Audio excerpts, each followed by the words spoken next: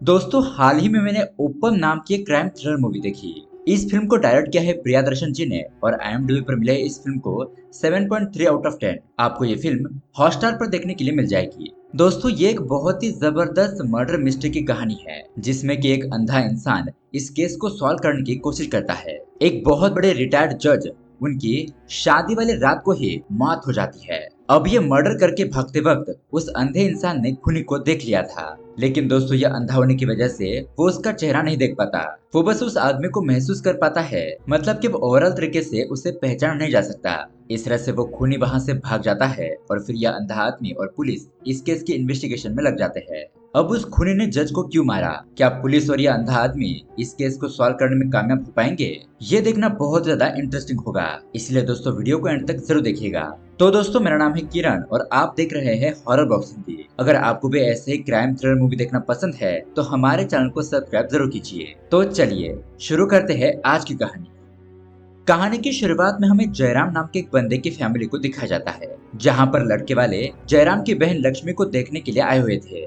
अब लड़का और लड़की एक दूसरे को पसंद कर लेते हैं। जयराम कहता है कि यहाँ पर बड़े चाचा जी मौजूद है, वो जो फैसला लेंगे उसके अनुसार हम आगे की बात करेंगे। चाचा जी कहते हैं कि मेरा क्या है, अगर लड़का और लड़की इस रिश्ते से खुश है तो हम ये शादी करवा देंगे। लेकिन दोस्तों तब यहाँ पर लड़के वाले कहते हैं कि हमें इस बात की खुशी है कि ये रिश्ता आपकी तरफ से ही आया है, लेकिन इस रिश्ते को पक्का करने से पहले हमें लेन देन के बारे में बात कर लेनी चाहिए। तो जयराम लड़के वालों से कहता है कि आप उसकी चिंता मत कीजिए, आप शादी की तैयारी कीजिए, मैं मेरी बहन की खुशी के लिए दहेज का इंतजाम कर दूंगा। इस तरह से लड़के वाले ये रिश्ता पक्का करके वहां से चले जाते हैं।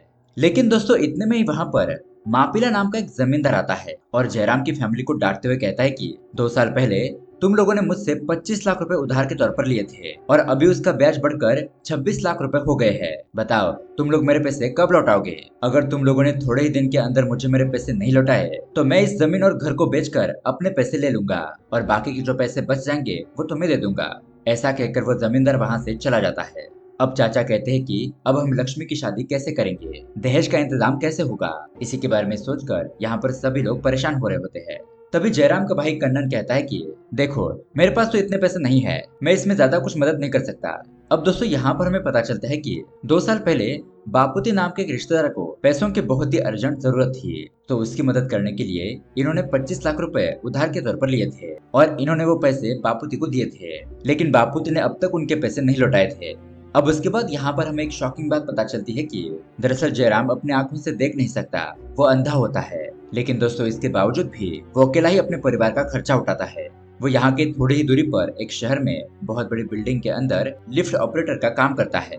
दोस्तों जयराम देख नहीं सकता था, लेकिन उसके कान बहुत ही तेज होते हैं। वो बारीक से बारीक स्मेल भी बहुत ही अच्छी तरीके से सूंघकर पहचान लेता है। वो अपने बॉडी के बाकी की पार्ट्स का बहुत ही अच्छी तरीके से इस्तेमाल करके अपनी लाइफ नॉर्मल तरीके से बिताने की कोशिश कर रहा होता है।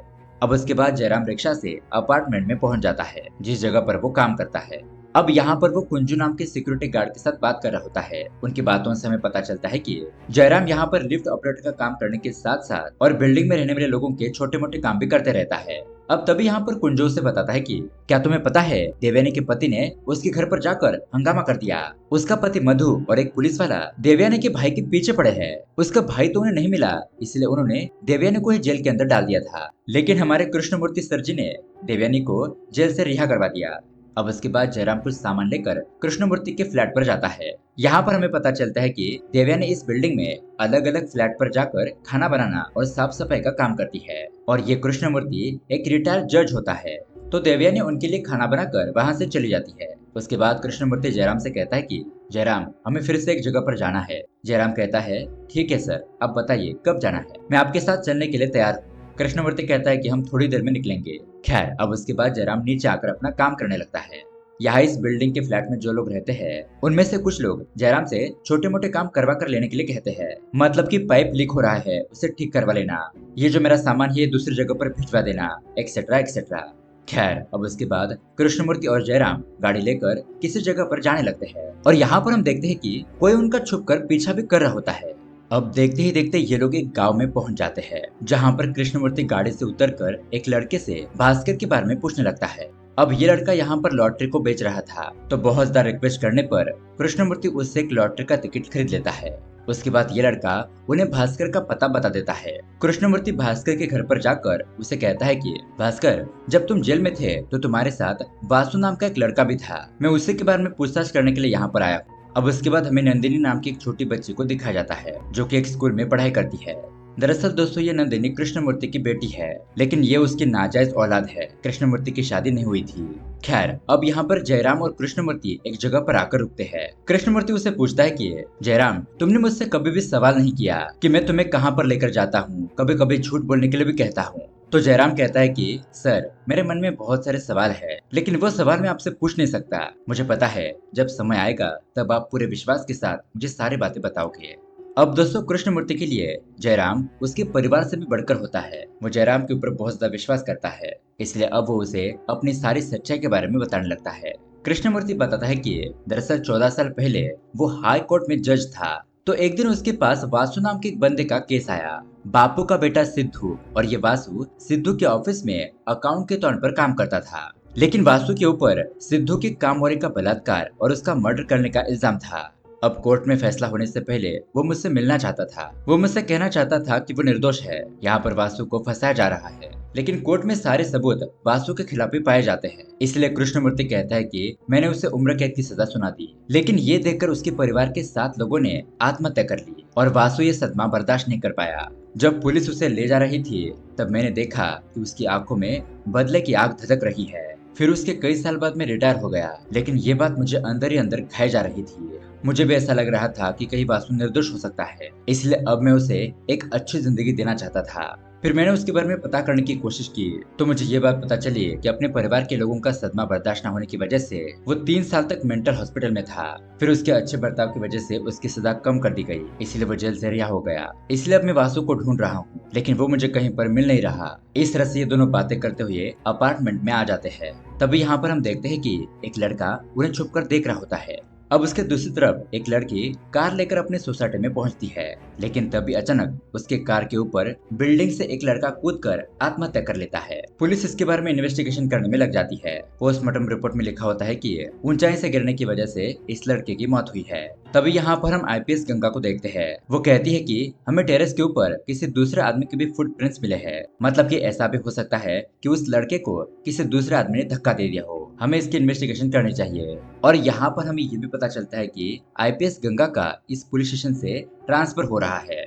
अब यहाँ रात को गार्ड कुंजू जयराम से कहता है कि जयराम, वो क्या है ना, मैंने 2-3 दिन पहले फ्लैट नंबर 605 में लाइट जलते हुए देखी थी। मुझे लगता है कि वहाँ पर कोई है। तभी यहाँ पर अपार्टमेंट के नीचे हंगामा होने लगता है। वहाँ जाकर देखने पर लोग बताते हैं कि सरदार की बेटी मिल नहीं रही है। जयराम कहता है कि हो सकता है कि वो अपने कॉलेज फ्रेंड के साथ मिलने के लिए गई हो। फिर उसके पेरेंट्स उसके कॉलेज फ्रेंड को कॉल करने लगते हैं, लेकिन वो वहाँ पर भी नहीं होती। अब यहाँ पर तुरंत ही जयराम को शक हो जाता है। वो सभी लोगों को फ्लैट नंबर 605 में ले जाने लगता है और उसकी चाबी लाकर दरवाजे को खोलने के लिए कहता है। अब दरवाजा खोलकर अंदर जाकर देखने पर दोस्तों इस अपार्टमेंट में रहने वाला एक लड़का रवि और सरदार की बेटी यहाँ पर मौजूद होते हैं। मतलब कि ये दोनों यहाँ पर कांड करने वाले थे। उसके बाद क्या था, यहाँ पर बहुत बड़ा हंगामा हो जाता है। मीटिंग बुलाई जाती है जहाँ पर दोनों परिवार आपस में झगड़ने लगते हैं। तो सोसाइटी के लोग कहते हैं कि कृष्णमूर्ति जी, आप जज रह चुके हैं, इसलिए इस मैटर का फैसला आप ही कीजिए। उसके बाद कृष्णमूर्ति उन दोनों से पूछता है कि क्या तुम दोनों एक दूसरे से बहुत ज्यादा प्यार करते हो और क्या शादी करके साथ में रहना चाहते हो। तो रवि और सरदार की बेटी हाँ कहती है, लेकिन उन दोनों के ही पेरेंट्स इस बात के लिए मान नहीं रहे थे क्योंकि उनकी कास्ट अलग थी। लेकिन अब कृष्णमूर्ति उन्हें समझाता है कि जमाना बदल चुका है। अगर समाज के बारे में ही सोचते रहोगे तो बच्चों का भविष्य बर्बाद कर दोगे। आप दोनों ही परिवार के समाज में बहुत बड़ी इज्जत है और ये लड़का भी अच्छा है, जॉब करता है, लड़की को खुश रखेगा, इसलिए भलाई इसी में है कि आप लोग इन दोनों की शादी करवा दो। अब उसके बाद यहाँ पर थोड़ी बहुत बातचीत होती है और उनके परिवार वाले इन दोनों की शादी करने के लिए राजी हो जाते हैं। अब उसके बाद रात को कृष्णमूर्ति जब घर पर लौट रहा होता है तभी एक जगह की ट्रैफिक सिग्नल पर एक आदमी बाहर से कार के शीशे को खटखटा कर वहाँ से चला जाता है। कृष्णमूर्ति को एहसास होता है कि ये वासु हो सकता है, इसलिए वो तुरंत ही घर पर आकर ये बात जयराम को बताता है और कहता है कि तुम्हें मेरी बेटी नंदिनी के पास जाना होगा, उसका ख्याल रखना होगा, वरना वो वासु कहीं उसे न मार दे। अब उसके अगले ही दिन जयराम स्कूल जाता है, नंदिनी से मिलता है और ये लोग वीकेंड पर बहुत सारी जगहों पर घूमने के लिए जाते हैं। नंदिनी यहाँ पर अपने पिता के बारे में पूछती है कि वो मुझसे मिलने के लिए कब आएंगे। तो जयराम वादा करता है कि अगली बार मैं उन्हें जरूर लेकर आऊंगा। अब यहाँ पर जयराम स्कूल के बच्चों को म्यूजिक सिखाता है और यहाँ के प्रिंसिपल और उनकी बेटी आईपीएस गंगा जयराम को अच्छी तरीके से जानते थे। अब गंगा जयराम को अपनी गाड़ी से छोड़ने के लिए जाती है। अब उसके अगली सुबह बिल्डिंग में काम करने वाली देवयानी उसका पति मधु यहाँ पर आकर हंगामा करने लगता है। दरअसल इनका डिवोर्स हो चुका था, लेकिन शराब पीकर मधु यहाँ पर देवयानी को तंग करने के लिए आया करता था। अब सोसाइटी के सभी लोग और जयराम मिलकर उस मधु को यहाँ से भगा देते हैं। उसके बाद कृष्णमूर्ति जयराम को अपने साथ बैंक में लेकर जाता है। यहाँ पर वो 50 लाख रुपए निकालता है और कहता है कि मैंने ये पैसे नंदिनी के नाम पर फिक्स डिपॉजिट किए थे, तुम इन पैसों को कुछ दिनों में ले जाकर वहाँ मेरी बेटी नंदिनी के बैंक अकाउंट में जमा कर दो। उसके बाद जयराम कहता है कि आपको नंदिनी से मिलने के लिए आना होगा, मैंने उससे वादा किया है। लेकिन कृष्णमूर्ति कहता है कि मैं अपनी बेटी से मिलने के लिए नहीं जा सकता, अब यहाँ पर बहुत खतरा है। वासु परछाई की तरह मेरा पीछा कर रहा है और अगर उसे नंदिनी के बारे में पता चल गया तो वो तो उसे भी मार देगा। जयराम पूछता है कि वो उसे क्यों मारेगा और कृष्णमूर्ति यहाँ पर उसे कुछ बातें बताता है और कहता है कि इस केस में जितने भी लोग इन्वॉल्व थे, police officer, postmortem report doctor और बाकी के कुछ लोग, उन लोगों की मौत हो चुकी है और इस केस में मैं भी शामिल था, इसलिए वो मुझे भी मार सकता है, इसलिए हमें सावधान रहना होगा। अब उसके बाद दोस्तों सरदार जी की लड़की और रवि की शादी का फंक्शन रखा जाता है, जहाँ पर बिल्डिंग में सभी लोगों को शादी के कपड़े भी दिए जाते हैं। उसके बाद सभी लोग तैयार होकर शादी के फंक्शन में पहुंचते हैं। सभी लोग बहुत ही खुश और सुंदर दिखाई दे रहे थे। यहाँ पर देवयानी जयराम के साथ थोड़ा सा फ्लर्ट करने की भी कोशिश करती है, लेकिन वो तो उससे दूर ही भागने लगता है। फिर यहाँ पर दूल्हा दुल्हन और बाकी के लोग बहुत ही धमाकेदार डांस करते हैं। लेकिन दोस्तों यहाँ दूसरी तरफ बिल्डिंग में कृष्णमूर्ति के फ्लैट के अंदर कोई घुस जाता है और हम देखते हैं कि वो व्यक्ति कृष्णमूर्ति को जान से ही मार डालता है। अब जयराम कृष्णमूर्ति को देखने के लिए उसके रूम में पहुंचता है। वो कृष्णमूर्ति को आवाज देता है, लेकिन कोई भी रिस्पांस नहीं आता। तभी उसे अपने पैरों में किसी की लाश पड़ी हुई ऐसा महसूस होता है और फिर उसे पता चल ही जाता है कि ये कृष्णमूर्ति की बॉडी है। वो बॉडी को हिलाकर उसे उठाने की कोशिश करता है, लेकिन वो नहीं उठता और अब तभी वहां से खूनी भागने लगता है। जयराम उसका पीछा करता है, उसे पकड़ने की कोशिश करता है। इसी तरह से इन दोनों में हाथापाई होने लगती है, लेकिन फाइनली वो कलर किसी तरह से बचते बचाते हुए जयराम के चंगुल से वहां से भाग जाता है। लेकिन जयराम को खूनी की स्मेल और उसके शरीर का अंदाजा हो गया था। अब जयराम तुरंत यहाँ पर गार्ड कुंजू को बुलाकर लेकर आता है। कुंजू देखता है तो कृष्णमूर्ति की मौत हो चुकी है। उस रूम के अंदर उन्हें इंसुलिन का इंजेक्शन भी मिलता है और अब ये लोग यहाँ पर तुरंत ही पुलिस को बुला लेते हैं। अब पूरे बिल्डिंग के सभी लोग कृष्णमूर्ति की मौत की वजह से हैरान भी होते हैं और दुखी भी। अब उसके बाद हम देखते हैं कि कृष्णमूर्ति का अंतिम संस्कार किया जाने लगता है और यहाँ पर वो किलर भी मौजूद था। जयराम वहाँ से गुजरने लगता है, तभी उसे कुछ स्मेल जाने पहचाने लगती है और वो उस जगह पर रुकता है, लेकिन ये देखकर वो किलर वहाँ से चला जाता है। अब उसके बाद पुलिस इस केस की इन्वेस्टिगेशन करने के लिए पूछताछ करती है। सिक्योरिटी गार्ड कुंजू बताता है कि सर, उस रात जयराम ने उस किलर को पकड़ने की कोशिश की थी, लेकिन वो आदमी भाग गया। उसके बाद हमने बॉडी को देखा और तुरंत ही पुलिस को बुला लिया, लेकिन इसके बावजूद भी पुलिस उन्हें थाने में लेकर जाती है और यहाँ पुलिस को पता चलता है कि जयराम एक अंधा व्यक्ति है। अब पुलिस स्टेशन पहुंचने के बाद उसके सीनियर पुलिस ऑफिसर इस केस के बारे में डिटेल पूछते हैं, तो इंस्पेक्टर आनंद उन्हें सारी बात बताता है। यहाँ पर सिक्योरिटी गार्ड कुंजू कांस्टेबल से कहता है कि अगर जयराम ने कहा है कि खूनी अंतिम संस्कार के वक्त वहाँ पर मौजूद था, तो इसका मतलब ये है कि खूनी बिल्डिंग का ही कोई आदमी है। आप बिल्डिंग में रहने वाले सभी लोगों को जयराम के सामने खड़ा कीजिए, वो जरूर खूनी को पहचान लेगा।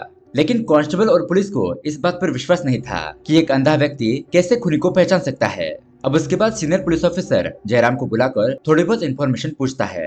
जयराम बताता है कि उस दिन बिल्डिंग में शादी थी, इसलिए बहुत सारे लोग आए थे। जब मैं कृष्णमूर्ति के फ्लैट पर गया था, तब खूनी मुझे देखकर भागने लगा। मैंने उसे पकड़ने की कोशिश की, लेकिन हमारे बीच में बहुत ज्यादा हाथापाई हुई और वो मुझे धक्का देकर वहाँ से भाग गया। मैंने उसका नीचे तक पीछा किया था और मुझे ऐसा लगता है कि वो किसी रिक्शा में बैठकर भाग गया था। अब ये सारी इन्फॉर्मेशन बताने के बाद पुलिस वाले उन लोगों को जाने देते हैं।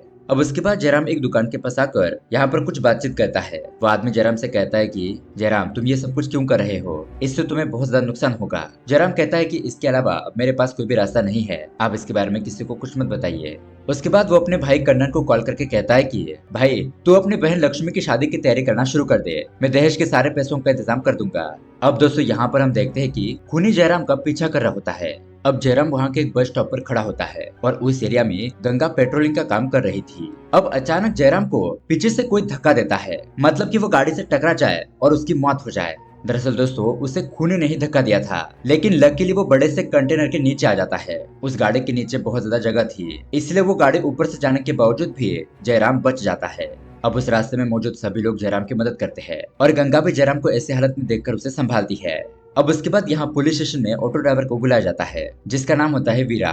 वीरा बताता है कि उस दिन बिल्डिंग में शादी थी और मैं तो उसी एरिया में ऑटो चलाने का काम करता हूँ। मैंने उस दिन बहुत सारे लोगों को अपने रिक्शा में लिफ्ट दी थी और रिक्शा में कौन कौन बैठकर चला गया ये मुझे कुछ भी याद नहीं है। अब जैसे कि जयराम ने बताया था वो खूनी रिक्शा में बैठकर भाग गया है, इसलिए ये लोग रिक्शा वाले को पूछ रहे थे। अब यहाँ दूसरी तरफ जयराम लिफ्ट से ऊपर जा रहा होता है, तभी हम उस लिफ्ट के अंदर उस खूनी को देखते हैं। लिफ्ट बंद होने के बाद वो खूनी थोड़ा वेट करके चाकू निकालता है और जयराम के ऊपर वार करने ही वाला था कि तभी लिफ्ट का दरवाजा ओपन होता है। अब यहाँ पर जयराम के आसपास कोई है ऐसा उसे शक हो जाता है। लिफ्ट के ओपन होते ही वो खूनी वहां से थोड़ी दूर चला जाता है, लेकिन वो खूनी कितने कदम आगे चला गया है ये खूनी के चलने की आवाज से जयराम उसका अंदाजा लगाता है और उसकी स्मेल की वजह से जयराम ने उसे पहचान लिया था। वो तुरंत ही नीचे जाकर सभी लोगों को बुलाता है और कहता है कि खूनी इसी बिल्डिंग के फ्लोर पर है। तो ये सभी लोग अलग अलग फ्लैट को ओपन करके उनको पूछने लगते हैं, लेकिन फिर भी उन्हें वो आदमी कहीं पर भी नहीं मिलता। अब उन्हें यहाँ पर 1105 नंबर वाला फ्लैट बंद दिखाई देता है, तो जयराम तुरंत ही उसे ओपन करने के लिए कहता है। अब चाबी लाकर इस फ्लैट को ओपन किया जाता है। अंदर जाकर देखने पर इस फ्लैट के अंदर एक लड़का छुपा हुआ था। वो सभी लोगों को ढकेल कर वहाँ से भागने की कोशिश करता है, लेकिन जब वो अपार्टमेंट के नीचे आता है तो तभी यहाँ पर उसके सामने पुलिस आ जाती है, क्योंकि जयराम ने पहले से पुलिस को इन्फॉर्म कर दिया था। अब पुलिस उसे पकड़ती है और मार पीट कर पुलिस स्टेशन ले जाती है। तभी यहाँ पर देवयानी बताती है कि उसे मत मारो, ये मेरा भाई है। अब थाने आने के बाद देवयानी बताती है कि बेंगलुरु में मेरे भाई की जॉब चली गई थी और वो एक छोटा मोटा बिजनेस शुरू करना चाहता था, इसलिए कृष्णमूर्ति सर ने मुझे थोड़े पैसे उधार के तौर पर दिए थे। तब उन्होंने मुझे 5 लाख रुपए दिए थे और मेरा पति मुझे परेशान करने के लिए मेरे भाई को अरेस्ट करके जेल के अंदर डाल देना चाहता था, इसलिए मैंने अपने भाई को उस फ्लैट के अंदर छुपा कर रखा था। लेकिन अब यहाँ पर पुलिस को लगता है कि देवयानी के भाई ने ही कृष्णमूर्ति को मारा होगा।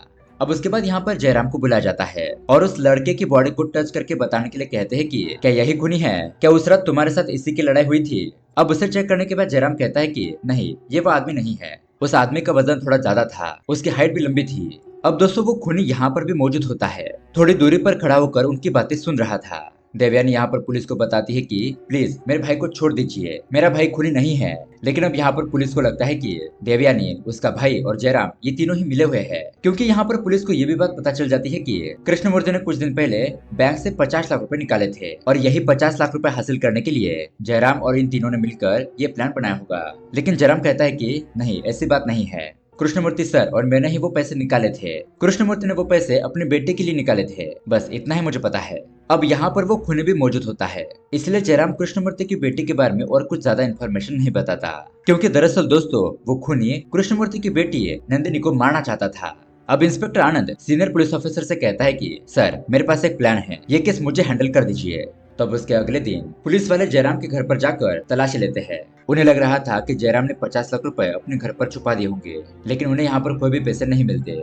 लेकिन दोस्तों पूरे गांव के सामने जयराम की बदनामी हो जाती है। पुलिस उसे खूनी और चोर समझकर पकड़ कर ले जाती है। अब यहाँ पर उसकी बहन लक्ष्मी की शादी होने वाली थी, लेकिन जब जयराम को कोर्ट में पेश किया जाता है तो सभी लोग जयराम के बारे में अच्छी अच्छी बातें बताते हैं कि वो एक अच्छा इंसान है, सभी लोगों की मदद करता है, वो ऐसा काम कर ही नहीं सकता और जयराम के खिलाफ कोई भी सबूत नहीं मिलता। इसलिए जज साहब जयराम को छोड़ देते हैं और इंस्पेक्टर आनंद को जयराम को परेशान करने के लिए पूरा दिन ऑफिस के बाहर खड़ा रहने की सजा देते हैं। अब जयराम के घर वाले मतलब कि उसके चाचा जी और उसकी बहन लक्ष्मी कोर्ट के बाहर जयराम से मिलने के लिए आते हैं। चाचा जी जयराम से कहता है कि देखो जयराम, हमारा घर शादी वाला घर है और तुम्हारे ऊपर मर्डर और चोरी का इल्जाम लगा हुआ है, इसलिए तुम अपनी बहन की शादी में मत आओ। अब ये बात सुनने के बाद जयराम बहुत ज्यादा दुखी हो जाता है, क्योंकि वह निर्दोष था, लेकिन इसके बावजूद भी उसकी बहन और उसके परिवार को भी जयराम के ऊपर विश्वास नहीं था। अब उसके बाद जयराम बिल्डिंग के पास पहुंचता है तो सिक्योरिटी गार्ड कुंजू से पूछता है कि जयराम, तुमने अपने बहन के पैसों की अरेंजमेंट कैसे की, अगर तुमने कृष्णमूर्ति सर के 50 लाख रुपए नहीं चुराए तो। जयराम बताता है कि मैंने अपनी दुकान बेच दी। अब ये बात सुनकर सभी लोग शॉक हो जाते हैं कि जयराम ने अपने परिवार के लिए कितना बड़ा त्याग किया है। उसने अपनी बहन लक्ष्मी की शादी के लिए अपनी बहुत बड़ी दुकान बेचकर पैसे इकट्ठा किए, लेकिन उसके परिवार वालों ने उसे शादी में भी नहीं बुलाया, क्योंकि कहीं लड़के वाले नाराज ना हो जाए। अब उसके थोड़ी देर बाद जयराम एक जगह पर बैठा होता है और तभी वहाँ पर वो खूनी आ जाता है। वो आवाज बदलकर उसे कहता है कि मेरा नाम वासु है और तुम तो मेरे बारे में जानते ही होंगे, तुम्हें कृष्णमूर्ति ने बताया होगा, मैं वही हूँ जिसे कृष्णमूर्ति ढूंढ रहा था। अब मुझे नंदिनी के बारे में पता चल गया है, मैं तुम्हारे सामने ही उसे मार दूंगा और तुम कुछ भी नहीं कर पाओगे।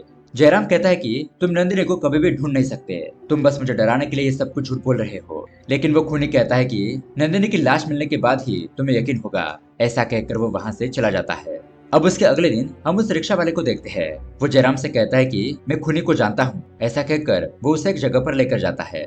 उसके बाद वो रिक्शा वाला अंदर जाकर वासु से कहता है कि देख वासु, मैं तुम्हारे कहने पर और पैसों की लालच में जयराम को यहाँ पर लेकर आ गया, अब मुझे मेरे हिस्से के पैसे दे दो। लेकिन दोस्तों वासु तो उस रिक्शा वाले का ही गला काट कर उसे मार देता है और पुलिस को कॉल करके बताता है कि सर, जयराम ने ऑटो वाले को मार दिया है, आप तुरंत इस जगह पर पहुंच जाइए। अब उसके बाद पुलिस तुरंत ही उस जगह पर पहुंचती है और जयराम को गिरफ्तार करके ले जाती है। उसके बाद पुलिस जयराम को बहुत ज्यादा मारती पीटती है और कृष्णमूर्ति का खून तुमने ही किया है ये बात कबूल करने के लिए कहती है। लेकिन जयराम इस बात को कबूल नहीं करता। वो कहता है कि मैंने कृष्णमूर्ति को नहीं मारा है। अब उसके बाद पुलिस वाले देवयानी के भाई को बहुत ज्यादा मारते पीटते हैं और देवयानी को जयराम के खिलाफ गवाही देने के लिए मजबूर करते हैं। देवयानी अपने भाई को बचाने के लिए जयराम के खिलाफ गवाही देती है कि कृष्णमूर्ति के 50 लाख रुपए हासिल करने के लिए जयराम ने ही कृष्णमूर्ति को मारा है। लेकिन यहाँ पर जयराम अपना जुर्म कबूल नहीं करता, इसलिए अब ये सारे पुलिस वाले कमरे को बंद कर देते हैं ताकि जयराम को और भी ज्यादा मार सके। लेकिन दोस्तों अब जयराम खुद ही पुलिस वालों की अच्छी तरीके से धुलाई करता है। वो उनके हाथ पैर तोड़ देता है और पुलिस वालों को बांधकर वहां से भाग जाता है। उसके बाद वो गंगा के पास आता है और ये दोनों मिलकर वासु को पकड़ने के बारे में सोचने लगते हैं। अब दोस्तों उसके बाद हम देखते हैं कि वासु ने जैसे तैसे करके नंदिनी के स्कूल का पता लगा लिया था, लेकिन उसे नंदिनी कौन है ये पता नहीं था। इसीलिए वो स्कूल में काम करने वाले एक आदमी को कुछ पैसे देता है और एक लिफाफा देकर कहता है कि मैं नंदिनी का रिलेटिव हूँ, तुम नंदिनी के पास जाकर उसे ये लिफाफा दे दो। तो उसी तरह से वो आदमी नंदिनी के पास जाकर उसे वो चीज दे देता है और तभी यहाँ पर वासु नंदिनी को देख लेता है। मतलब कि अब उसे नंदिनी के बारे में पता चल गया था। अब यहाँ इस तरफ जयराम को ये बात याद आती है कि उस रात उस खूनी के साथ हाथापाई करते वक्त खूनी के हाथ से उसे पिज्जा की खुशबू आई थी। तो ये लोग पता करने की कोशिश करते हैं कि शादी वाली रात को पिज्जा किसने ऑर्डर किया था। तो उन्हें पता चलता है फ्लैट नंबर 1106 वहाँ पर रहने वाले लोगों ने पिज्जा मंगवाया था। अब गंगा वहाँ पर जाकर पूछताछ करती है तो वहाँ पर उसे वासु की फोटो मिल जाती है। और दोस्तों यहाँ पर आता है बहुत बड़ा ट्विस्ट। जयराम गंगा को बताता है कि हमें वासु को तुरंत ही रोकना होगा क्योंकि बदले की आग में वो जिस नंदिनी को मारने के लिए जा रहा है वो नंदिनी उसकी ही बेटी है और ये बात उसे कृष्णमूर्ति ने बताई थी। मतलब कि जब वासु को सजा हुई थी तब उसके सभी परिवार वालों ने आत्महत्या कर ली थी, लेकिन उनमें से वासु की बेटी बच गई थी और कृष्णमूर्ति ने पश्चाताप के तौर पर उसकी बेटी नंदिनी की देखभाल की थी। अब उसके बाद ये लोग तुरंत ही स्कूल में पहुंच जाते हैं और वहां पर काम करने वाली नन को सारी बात बता देते हैं। तो नन उस फोटो को देखकर उस आदमी को पहचान लेती है और बताती है कि हाँ, यह आदमी नंदिनी के बारे में पूछताछ करने के लिए यहाँ पर आया था और अब यहाँ पर दिवाली की छुट्टियां चल रही है, इसलिए सभी बच्चे अपने अपने घर चले गए हैं, तुम लोग यहाँ पर रुक सकते हो। अब रात हो जाने के बाद ये लोग नंदिनी को छुपा देते हैं। गंगा बाहर के कमरे में रहकर पहरा देने लगती है, लेकिन इसके बावजूद भी वासु अंदर घुस जाता है। गंगा और उस नन के ऊपर हमला कर देता है। इस हमले में उस नन की मौत हो जाती है और गंगा भी बहुत ही जख्मी हो गई थी जिससे कि वो बेहोश होकर वहीं पर गिर जाती है। अब यहाँ नीचे हो रही हाथापाई की आवाज सुनकर जयराम तुरंत ही नीचे आ जाता है, लेकिन वासु नंदिनी को मारने के लिए ऊपर जाने लगता है। अब ये देखकर जयराम तुरंत ही नंदिनी को दूसरे कमरे में ले जाने लगता है और वासु को बताता है कि वासु, तुम जिससे मारने की कोशिश कर रहे हो वो तुम्हारी ही बेटी है। लेकिन दोस्तों वासु उसकी कोई भी बात नहीं मानता क्योंकि उसके सर पर बदले का भूत सवार हो गया था। अब इसी बीच हाथापाई के दौरान जयराम वासु को खिड़की से नीचे गिरा देता है और जयराम और नंदिनी टेरेस के ऊपर पहुंच जाते हैं, वहां पर जाकर छुप जाते हैं। लेकिन दोस्तों वासु वहां पर भी आ जाता है। अब वो एक जगह पर ऊपर चढ़कर देखता है तो उसे वो दोनों ही नजर आ जाते हैं। अब यहाँ पर नंदिनी को भागते वक्त एक गन मिल गई थी और ये गन वासु की ही थी। अब नंदिनी उस गन को जयराम को दे देती है और जब वासु नंदिनी को मारने के लिए जा ही रहा था कि तभी जयराम उसके फोन पर रिंग करता है और उस रिंग की साउंड सुनकर जयराम उसकी तरफ शूट कर देता है जिससे कि वो गोली वासु के दिल पर लग जाती है और ऑन द स्पॉट वासु की वहीं पर मौत हो जाती है। इस तरह से दोस्तों जयराम नंदिनी को बचा लेता है। अब उसके अगले दिन हम गंगा को सही सलामत देखते हैं। वो जयराम को बताती है कि आपसे मिलने के लिए कोई आया है और यहाँ पर हम देखते हैं कि 2 साल पहले बापूती नाम के एक आदमी ने जयराम से 25 लाख रुपए उधार के तौर पर लिए थे। तो बापूती वो सारे पैसे जयराम को लौटाने के लिए यहाँ पर आया था। अब उसके बाद जयराम और वो छोटी बच्ची नंदिनी एक साथ ही रहने का फैसला करते हैं और दोस्तों इस तरह से ये कहानी यहीं पर एंड हो जाती है। तो दोस्तों ये कहानी आपको कैसी लगी हमें कमेंट करके जरूर बताइएगा। साथ ही ऐसे ही अमेजिंग मूवी देखने के लिए हमारे चैनल को सब्सक्राइब जरूर कीजिए। मिलते हैं अगली वीडियो में। Thanks for watching.